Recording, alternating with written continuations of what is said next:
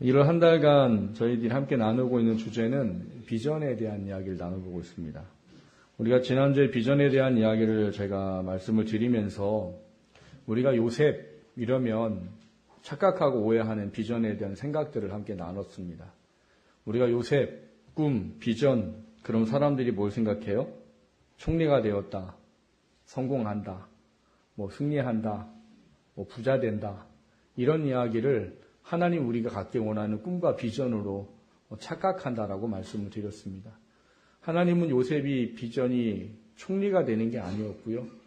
총리가 되도록 하신 이유는 하나님의 원래 가지고 있는 꿈과 비전을 이루기 위한 하나의 과정을 위해서 필요한 것이다라고 말씀을 드렸어요. 하나님이 원하셨던 꿈과 비전은 창세기 15장 13절 16절에 기록되어 있는 것처럼 아브라함에게 자녀를 주시겠다고 하시고 그 자녀들이 이 400년 동안 노예 생활을 할 것에 대한 그 부분들을 하나님 이루기 위해서 예비된 사람이 요셉이었다라고 말씀을 드렸습니다. 그래서 요셉은 하나님이 가진 꿈과 비전이 뭐냐? 400년 동안 노예 생활을 해서 하나님을 삶으로 깨달아 경험하도록 하기 위한 그 일을 위해 준비된 사람이었다라고 성경은 가르치고 있습니다. 그렇기 때문에 우리가 이 꿈이나 비전에 대해서 잘못 생각을 하게 되면 이 세상의 성공이 하나님의 꿈과 비전인 줄 알게 되는 그런 부분들이 있다라는 말씀을 드렸습니다. 그런데 우리가 꿈과 비전이라는 부분들을 그래서 우리가 생각해야 될 건 우리가 있는 곳 그곳에서 하나님의 사람으로 살고 예수의 사람으로 살고 성령의 사람으로 사는 게 하나님의 꿈과 비전이다, 이런 말씀을 드렸던 것입니다. 그러니까 하나님은 우리가 있는 직장, 가정, 또 교회, 내가 만나는 사람들 관계, 그 속에서 하나님이 원하시는 삶을 사는 게 하나님의 비전이에요. 그래서 그걸 통해서 하나님이 이루시기 원하는 뜻을 이루는 것이 하나님의 꿈과 비전입니다. 그 꿈과 비전을 우리가 생각하고 살아감에 있어서 우리가 오늘 본문에는 굉장히 중요한 교훈을 우리에게 주고 있습니다. 꿈과 비전을 가지고 살아가는 우리들이 반드시 알아야 되는 것이고 이거를 놓쳐버리면 꿈과 비전을 놓아버릴 수밖에 없기 때문에 그렇습니다. 오늘 요셉이라는 사람과 이 요셉을 유혹하는 보디발의 아내의 관계를 통해서 이 꿈과 비전을 가질 때 우리에게 찾아오는 그 공격에 대한 영적 싸움, 이것이 무엇인지를 좀 돌아보는 시간 될 수 있기 원합니다. 그걸 통해서 우리가 이것을 넉넉히 이겨내야 우리에게 꿈과 비전이 이루어진다는 사실을 돌아보는 우리의 모두가 될 수 있기를 주님의 이름으로 먼저 축원합니다. 첫 번째 함께 나누려고 하는 것은 비전에는 영적 싸움이 반드시 있습니다 하는 이야기입니다. 비전에는 뭐가 있어요? 네, 비전에는 영적 싸움이 반드시 있다라는 사실입니다. 하나님의 비전을 이룬다라는 것을 행하고 살 때에는 사탄이 우리를 하나님이 원하는 걸 하지 못하도록 하기 위한 영적 싸움을 반드시 하게 되어져 있습니다. 근데 이 비전이라는 것을 이루는 차원의 문제들을 우리가 성공이나 세상의 개념을 가지고 바라보게 되면 이 영적 싸움은 사실 일어나지 않습니다. 왜 그러느냐? 우리가 원하는 것을 이루는 것이고 세상의 부귀영화를 이루는 것이고 그것이 정말 신앙의 본질이고 라고 생각하고 살게 되면은요, 사탄이 그냥 놔둡니다. 왜요? 그 놔두면 자연적으로 하나님부터 멀어지기 때문이에요. 예전에 제가 모교에서 교사 생활을 하고 청년부에서 이제 셀장을 하고 할 때 제가 이제 중학교 2학년 아이를 가르쳤던 애가 커서 이제 청년부에 올라오게 됐어요. 근데 그 아이가 저한테 이제 상담을 하나 하는 게 있었어요. 뭐였는가 하면, 형, 내가 가만히 있으면 내가 하나님 말씀대로 안 살려고 하면 사탄도 가만히 있는 것 같아요. 근데 내가 하나님 말씀대로 살려고 하면 사탄이 일하는 것 같아요. 이게 무슨 얘기예요? 당연한 얘기잖아요. 근데 얘는 그런 경험을 이제 못 해보다가 청년이 되어서 신앙과 믿음이 들어가면서 그게 느껴지기 시작한 거예요. 내가 아무것도 안 하고 그냥 내가 내 육신에 원하는 것대로 하면 사탄은 놔둡니다. 왜? 그게 사탄이 원하는 거예요. 우리가 하나님의 사람으로 살지 아니하고 육의 사람으로 살도록 하는 게 사탄이 원하는 거기 때문에 그렇게 살면 놔둬요. 근데 우리가 은혜를 알고 성령의 음성을 듣게 되고 하나님 말씀대로 비전을 이루고 살려고 우리가 살면 사탄이 일하기 시작하는 거예요. 요만한 은혜를 받은 것조차도 사탄은 꺾어버리려고 합니다. 왜요? 우리나라도 그게 있잖아요. 뭐부터 잘라버려요? 싹부터 자르라고 하잖아요. 사탄도 다 알아요. 이거 놔두면 점점 커질 거를. 그래서 은혜를 조금이라도 받으면 이거를 그 싹이 날 때 꺾으려고 사탄은 공격을 합니다. 그러니까 이 관계가 우리한테 중요한 부분을 가지고 있어요. 그래서 이 관계에 대한 문제들을 바라보면서 우리가 우리의 삶의 영역 속에서 우리가 이 영적 싸움이라는 걸 어떻게 이해하고 받아들여야 될까 하는 문제들을 좀 돌아보는 겁니다.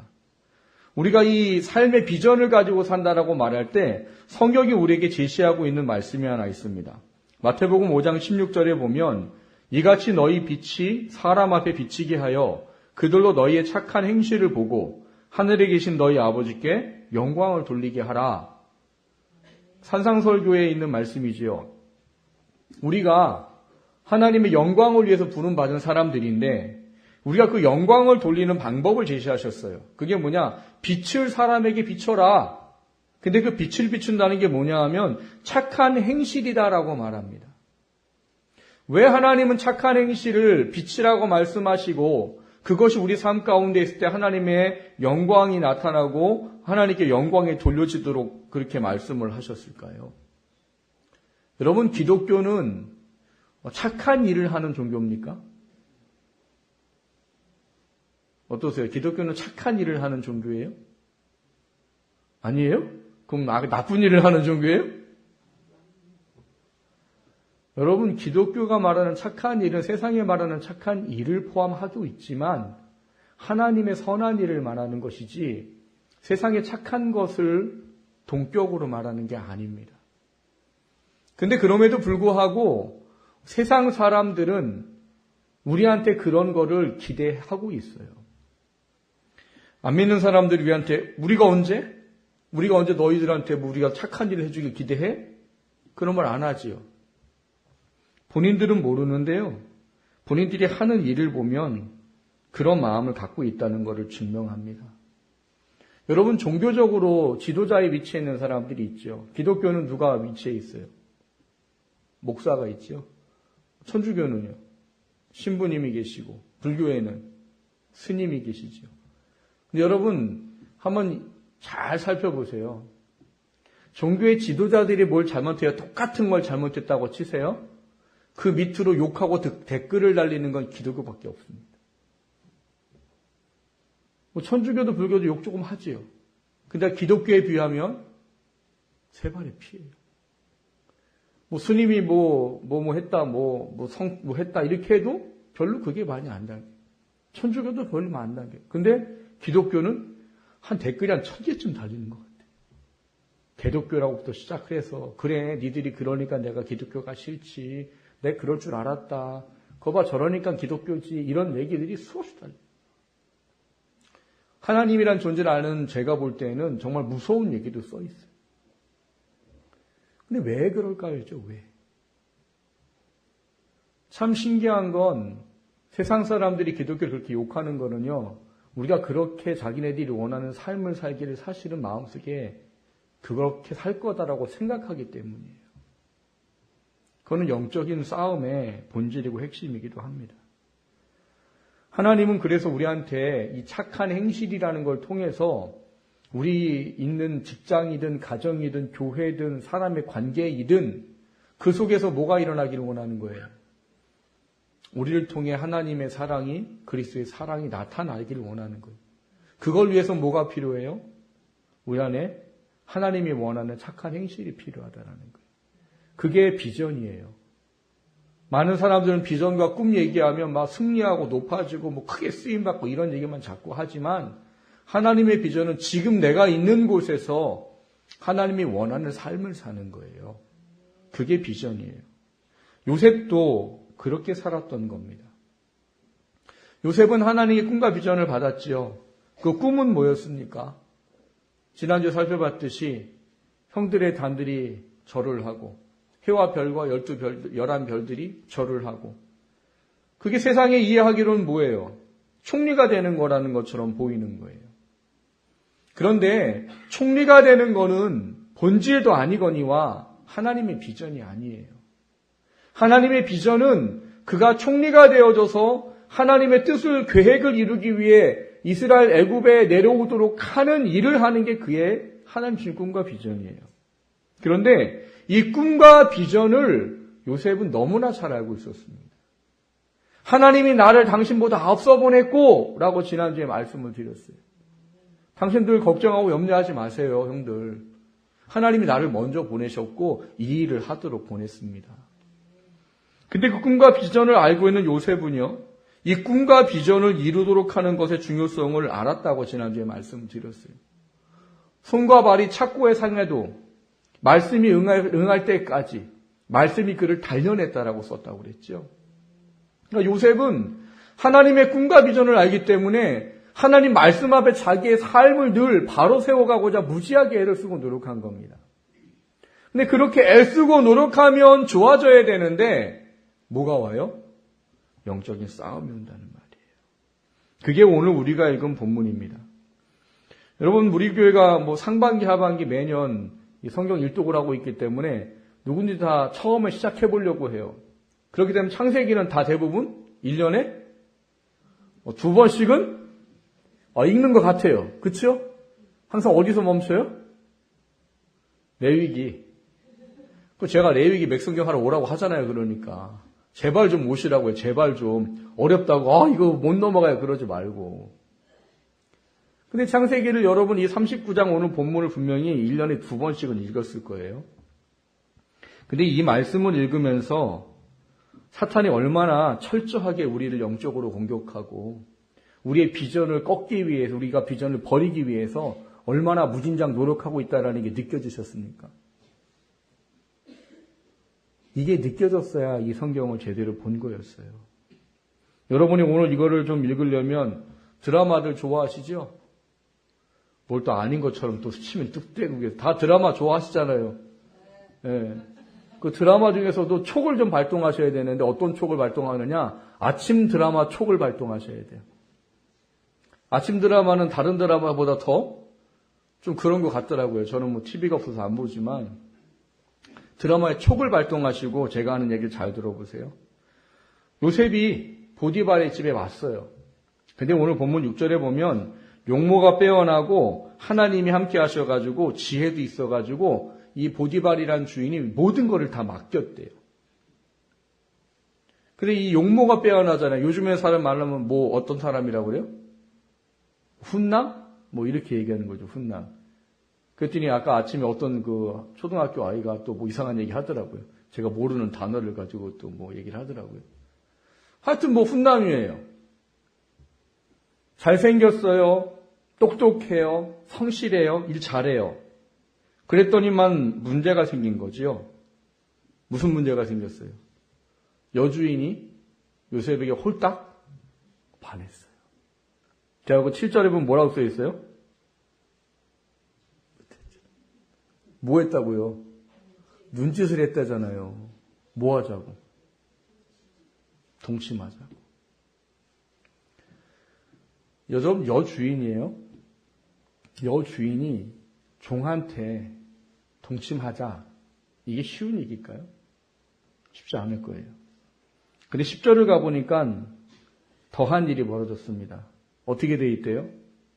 한 번, 두 번 눈짓했는데 요셉이 꿈쩍도 안 하는 거지. 그러니까 이 여인이 어떻게 해요? 여주인의 체면을 갖다 버립니다. 날마다 요셉에게 요청이 돼. 날마다. 요셉을 볼 때마다. 볼 때마다 뭐 하자고요? 나랑 한 좀 자줘라. 근데 여러분, 이게 그냥 읽으면 그런가 좀 촉을 좀 발동을 해보 드라마의 촉을. 이게 뭘 의미하는 거겠어요? 여자가 애정이 생겼어요. 그래서 이 애정을 해결하려고 남자에게 이 구애를 하는데 이게 이런 정도까지 되면 여주인의 신분도 버려버리더라는 거예요. 여주인의 신분도 버려버리고 날마다 막 요셉만 보면은 막 틈만 나면은. 근데 요셉이 뭐예요? 찌끗도 하지 않지요. 그래서 제가 좀 소설을 써볼게요. 오늘 본문에 보면 이 여인이 하나의 놀라운 계획을 세웁니다. 어떤 계획을? 성경에 보니까 요셉이 하도 매일 날마다 이렇게 순간순간마다 괴롭히니까 그 여인과는 함께 한 곳에 있으려고도 하지 않았어요. 그러니까 이 여인이 너무 이제 애가 타고 이게 이 불덩이 같이 이제 커지다 보니까 이제 하나의 이제 계획을 세운 거죠. 어떤 계획을요? 집안에 있는 모든 사람들을 다 이런저런 일을 시켜서 다 나가게 했어요. 그 집에 누구만 있도록? 자기와 요셉 단둘이만 있도록. 그 요셉이 집에 들어갔더니 어떻게 됐대요? 아무도 없더라. 그랬더니 이제 여인이 요셉이 들어오자마자 뭐 한 거예요? 우리 성경으로는 그렇죠. 여인이 그의 옷을 잡고 이르되 나와 동침하자. 이랬겠어요? 요셉, 나와 좀 자주라. 이랬겠어요? 우리나라 말로 하면 바지가랭이를 붙잡고 늘어진다 그러죠. 요셉이 옷을 벗어놓고 도망갈 수밖에 없을 정도로 옷을 움켜쥐고 요셉한테 뭐 한 거예요? 애걸복걸을 한 거예요. 뭐 해달라고? 한번 자달라고. 근데 이거를 여러분 영적으로 다시 한번 좀 돌아보십시오. 여러분, 하나님은 요셉에게 큰 비전을 주셨어요. 그런데 요셉이 만약에 이 여인의 이 유혹에 빠져버렸다면 요셉은 결코 하나님의 뜻을 이루는 사람이 될 수 없었을 겁니다. 근데 이거를 깨트리기 위해서 이 여인이 이렇게 치밀하고 철저하고 계속되는 일을 반복을 했다는 사실이에요. 여러분, 상상력을 더 발동을 해보십시오. 이 보디발의 아내인 여자가, 여주인이 요셉한테 날마다 나와 함께 자조라고 말할 때 그냥 나랑 함께 자조라고 했을까요? 한 번, 두 번에도 안 들었으면 뭘 하기 시작했을까요? 세상 말로 딜을 했을 거예요, 딜. 무슨 딜을 했을까요? 나랑 한 번만 자줘라. 그럼 내가 돈 이만큼 줄게. 안 했겠어요? 아마 이랬을지도 몰라요. 요셉아, 나랑 한 번만 자줘라. 그럼 내가 내 남편한테 얘기해서 너 자유롭게 해줄게. 이런 딜을 안 했을까요?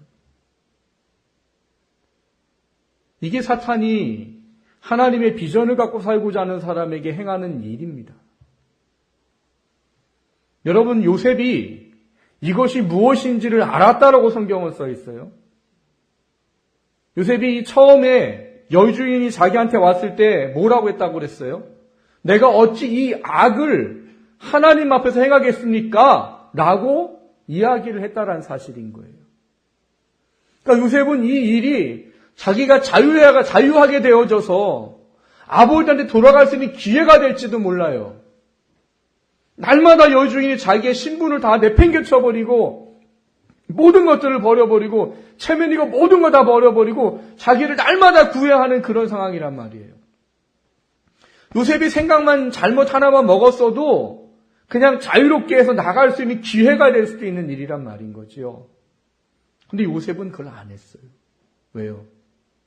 하나님 앞에 범죄하는 게 자기한테 얼마나 합당하지 않은 줄 알았기 때문입니다. 성경에는 날마다 괴롭힘을 받았다가 망한 사람 한 사람의 이야기가 기록되어 있습니다. 누가 있을까요? 거기도 여자였어요. 여자가 날마다 뭐라고 해가지고 성경에 죽을 지경이 되었더라라고 써 있습니다. 그래가지고 홀라당 넘어간 남자가 있어요. 네, 삼손이에요, 삼손. 그도 처음에 성령 충만했어요. 블레셋을 하나님의 말씀대로 치기 위해서 계획까지 세웠던 사람입니다.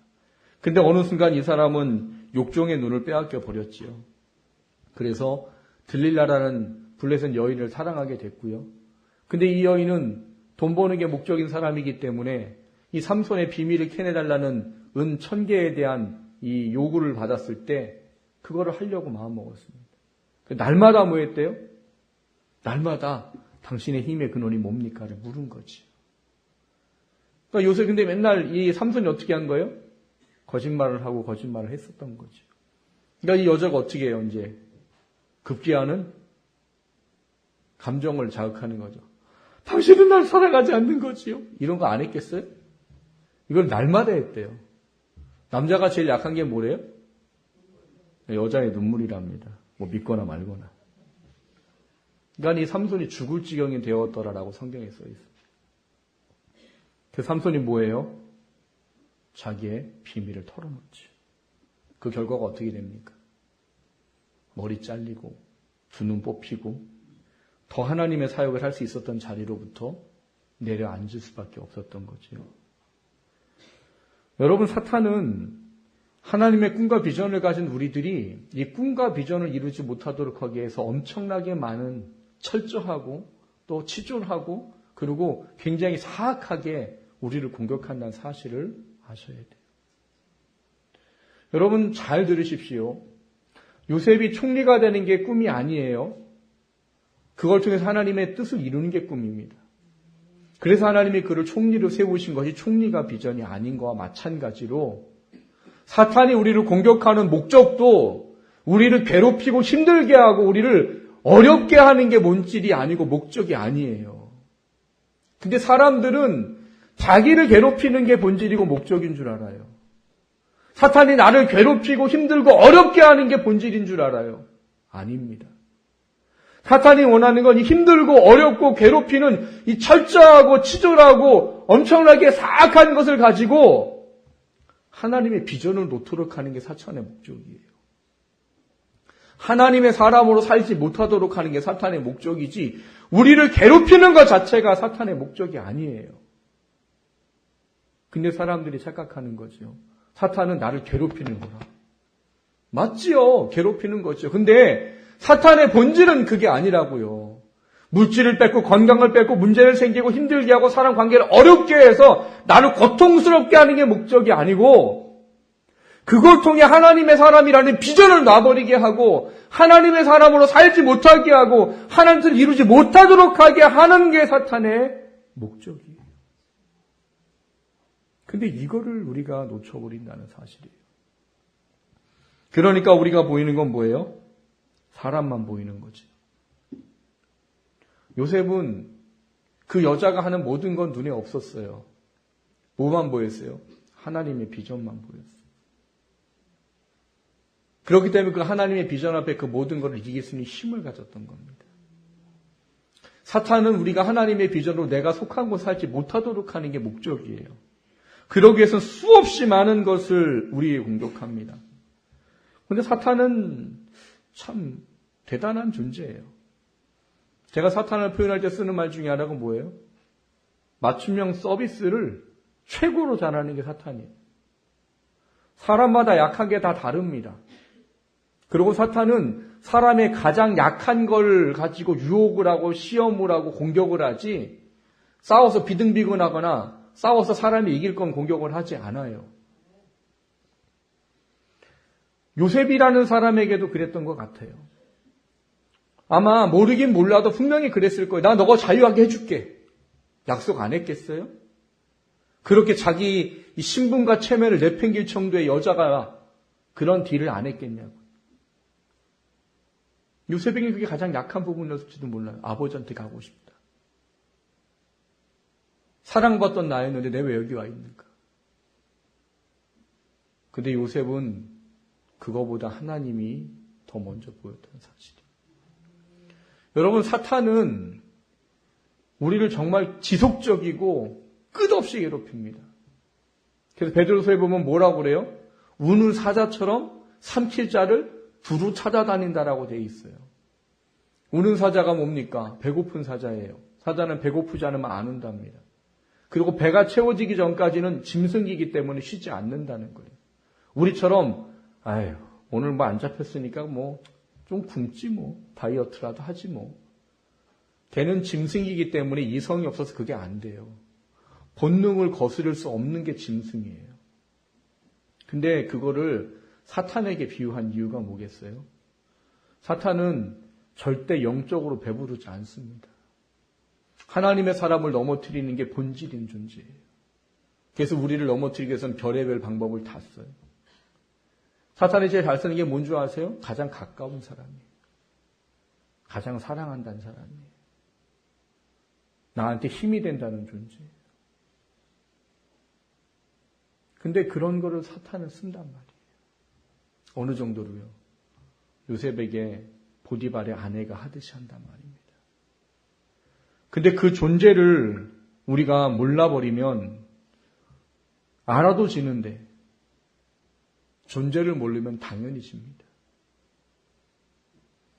여러분, 사탄은 우리를 느끼지 못하든 느끼든 상관이 없어요. 우리가 하나님의 사람으로 살지 않기만 하면 돼요. 그래서 뭐 해요? 수없이 많은 것을 영적 공격을 합니다. 근데 그게 사탄이라는 걸 몰라버리면 우리는 비전의 사람으로 살 수 없게 됩니다. 그래서 우리는 이 싸움에 대한 문제를 우리가 늘 기억해야 될 게 첫 번째가 뭐라는 거예요? 비전의 사람으로 살 땐 영적인 싸움이 반드시 있다는 걸 알아야 된다는 거예요. 그리고 영적인 싸움을 하는 것에 우리가 또 한 가지 알아야 될 건 이 영적인 싸움에 승리한다 하더라도 우리한테 고난이 찾아올 수 있다는 사실인 거예요. 여러분, 요셉이 승리했어요, 안 했어요? 승리했지요. 사탄은 범죄하기를 원했는데 요셉은 옷까지 벗어 던지고 가서 승리했어요. 그럼 우리 생각은, 우리 기대는 어때요? 오, 요셉, 너가 이 정도로 내 말을 지키는구나. 그럼 우리가 기대하는 건 어떤 거예요? 하나님이 이제 우리에게 소설을 또 써보세요. 어떻게 축복을 하는데요? 제 스토리는 이런 거예요. 만날 이렇게 했잖아요. 이게 이제 들킨 거예요. 누구한테? 남편한테. 근데 요셉은 항상 이 여인을 지키려고 노력했던 걸 남편이 알게 된 거예요. 그래가지고 어떻게 해요? 요셉을 야, 너 같은 애는 내가 자유하게 해줘야지 하고 넌 자유해라. 아버지께로 가라. 이게 우리가 기대하는 거예요. 어떻게 해요? 영적으로 싸워서 승리했을 때 우리에게는 항상 성공이 있고 부요함이 있고 승리가 있고 좋은 게 있고 이런 게 있어야 된다라고 생각하는 게 우리들이에요. 근데 오늘 본문에는 어떻게 됐어요?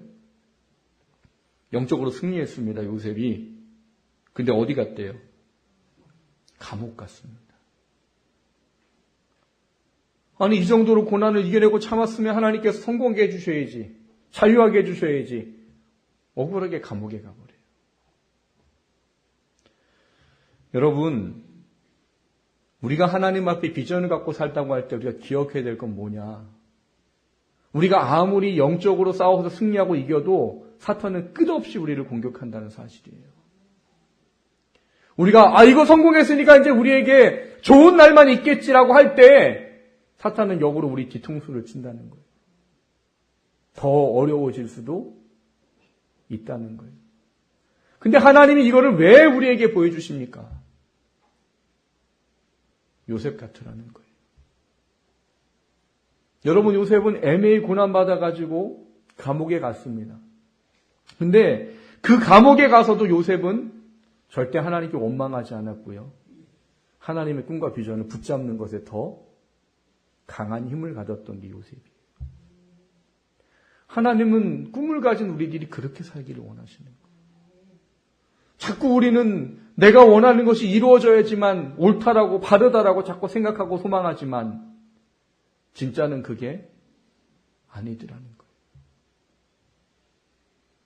여러분, 우리가 하나님의 사람으로 비전을 갖고 살 때 우리에게 필요한 게 뭔지를 다시 한번 돌아보십시오. 비전을 갖고 산다고 할 때 우리에게 좋은 것만 주어지진 않습니다. 하지만 그래도 그 길을 가야 되는 게 우리라고 말씀하시는 게 하나님의 뜻입니다. 우리의 삶이 꿈과 비전을 가진 사람으로 그거를 바라볼 수 있어야 돼요. 로마서 8장 17절에 이런 말씀이 있습니다. 자녀이면 또한 상속자 곧 하나님의 상속자요 그리스도와 함께 한 상속자니 우리가 그와 함께 영광을 받기 위해 고난도 함께 받아야 할 것입니다. 영광을 하나님 앞에 가서 받지요. 근데 그 영광을 받으려면 이 땅 가운데 고난도 받아야 된답니다. 디모데후서 2장 3절에 보면 너는 그리스도 예수의 좋은 병사로 나와 함께 고난을 받으라 이렇게 말합니다. 우리는 자꾸 예수 믿으면 좋은 것만 생각해요. 잘 되는 것만 생각해요. 근데 하나님 우리에게 고난을 받으라고 말합니다. 우리의 삶을 좀 다시 한번 돌아보기 원합니다. 꿈과 비전을 가졌다고 할 때 내가 하나님 앞에 이것을 요셉처럼 바라보고 살고 있는지, 그 속에서 우리의 삶에 다시 한번 맞춰질 수 있기를 주님의 이름으로 축원합니다. 두 번째로 나누고자 하는 것은 비전에는 주의 임재가 함께 하십니다 하는 겁니다. 영적 싸움이 있는데요. 영적 싸움을 힘들어하고 두려워하는 이유가 뭘까요? 왜 자꾸 우리들은 영적 싸움으로 자꾸 눈을 돌려버리고, 왜 영적 싸움을 자꾸 안 하려고 하고, 왜 영적 싸움을 자꾸 피하려고 할까요? 힘들기 때문이에요. 우리가 육신이기 때문에. 우리가 육신 가운데 있기 때문에 우리가 이 경험되어지고 맞닥뜨려지고 만나게 되는 이 어려움들이 너무 힘든 거예요. 근데 그 힘듦 속에 요셉처럼 그것을 붙잡을 수 있는 하나님의 놀라운 은혜가 있다라고 오늘 본문이 말합니다. 앞서 말씀을 드렸듯이 여러분 요셉은 어땠었어요? 성공했지요. 하나님 말씀에 승리했지요. 근데 그에게 주어진 건 뭐예요? 억울하게 누명 쓰고 감옥 갔습니다. 근데 오늘 본문에 보면 뭐라고 기록을 하고 있는가 하면 이 감옥에 간 요셉에 대해서 21절에 이렇게 써 있습니다. 여호와께서 요셉과 함께 하시고 그에게 인자를 더하사 간수장에게 은혜를 받게 하시매라고 말해요. 23절의 후반절에 보시면 여호와께서 요셉과 함께 하심이라 여호와께서 그를 범사에 형통하게 하셨더라 라고 말합니다. 여러분 순종했는데 고난의 길에 설 수 있습니다. 근데 그럴 때마다 하나님이 우리에게 깨달으라고 하는 게 뭐냐? 거기에도 내가 함께하고 있다 하는 사실들 잊지 말라는 거예요. 내가 보기에는 지금 실패한 것 같고 억울해서 감옥에 있는 것 같지만 거기에도 하나님이 함께 하신다는 사실이에요. 여러분 시편에 보면은 우리가 잘 알고 있는 말씀이 있습니다. 시편 139편 7절에서 10절에 보면 이런 말씀이 있습니다.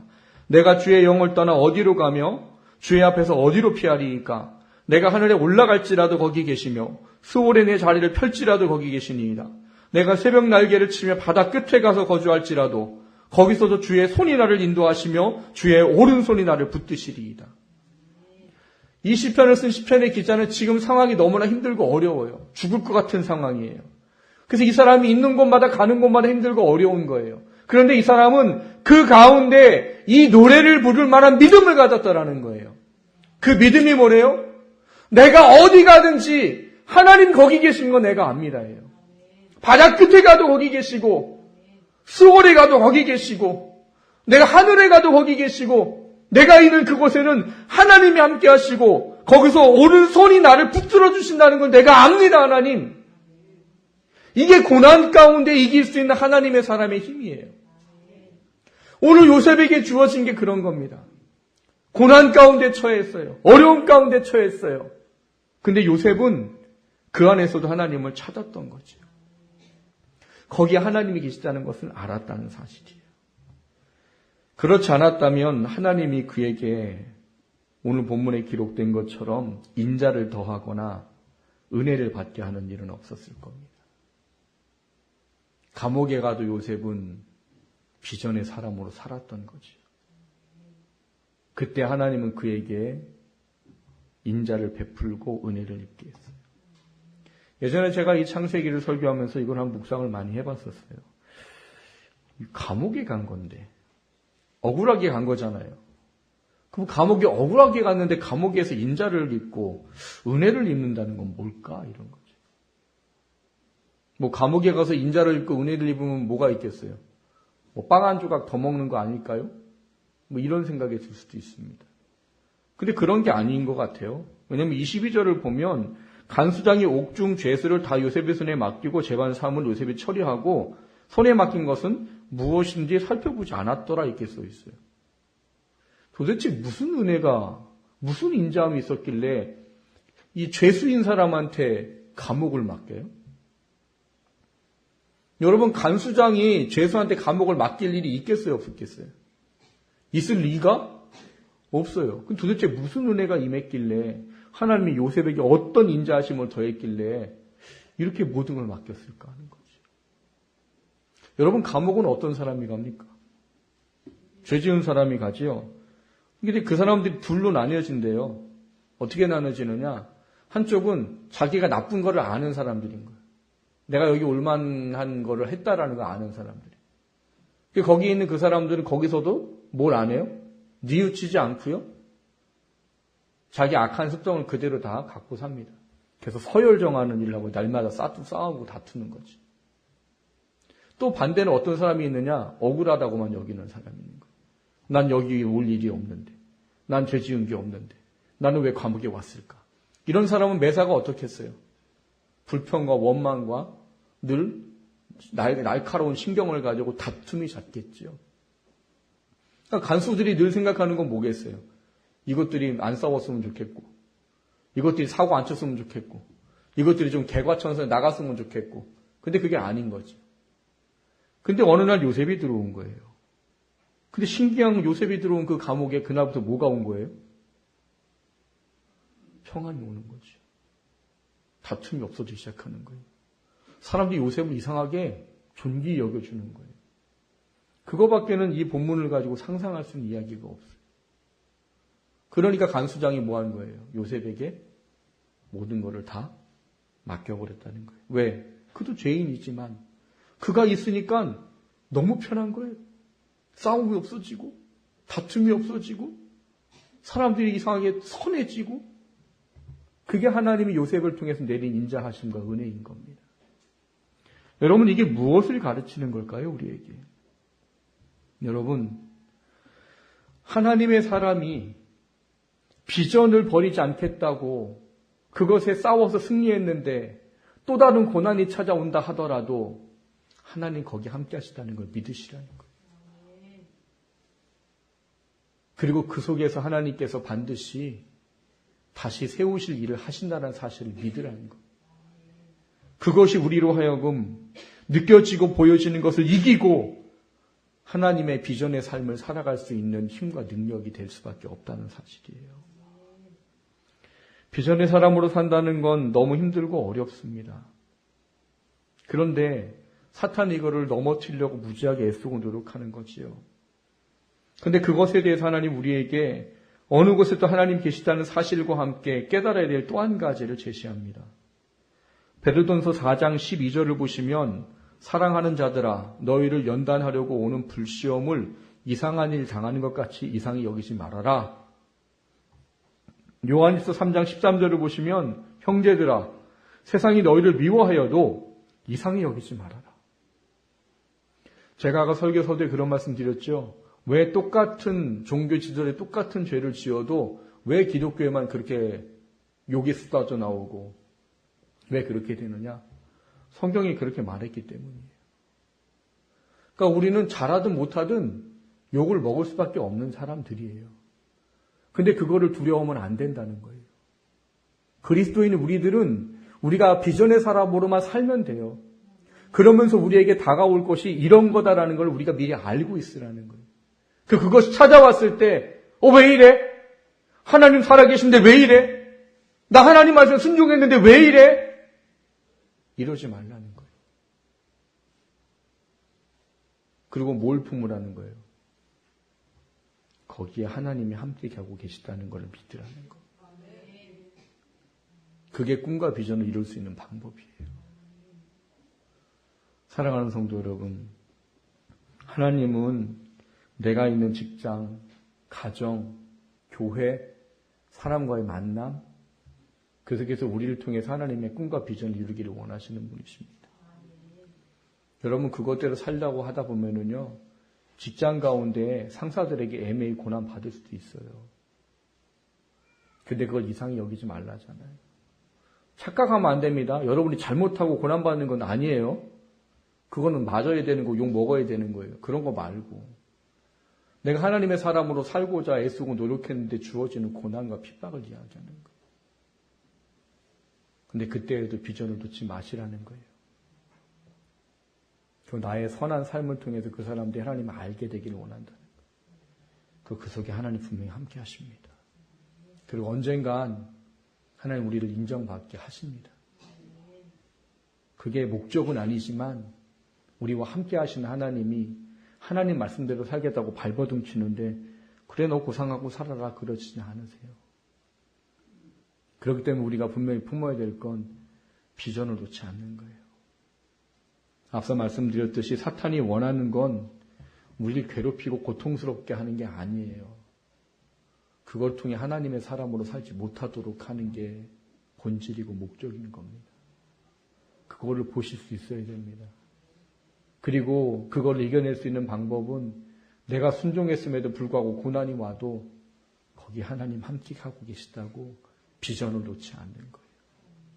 그것을 품고 살아가는 우리가 되기를 주님의 이름으로 축원합니다. 그래서 2019년이 내가 있는 직장과 가정과 교회와 사람과의 관계 속에서 나를 통해 하나님의 뜻이 이루어지기를 주님의 이름으로 축원합니다. 모든 것을 하나님이 함께 하시기 때문에 이길 만한 힘을 넉넉히 소유하는 우리 모두가 될 수 있기를 주님의 이름으로 축원합니다.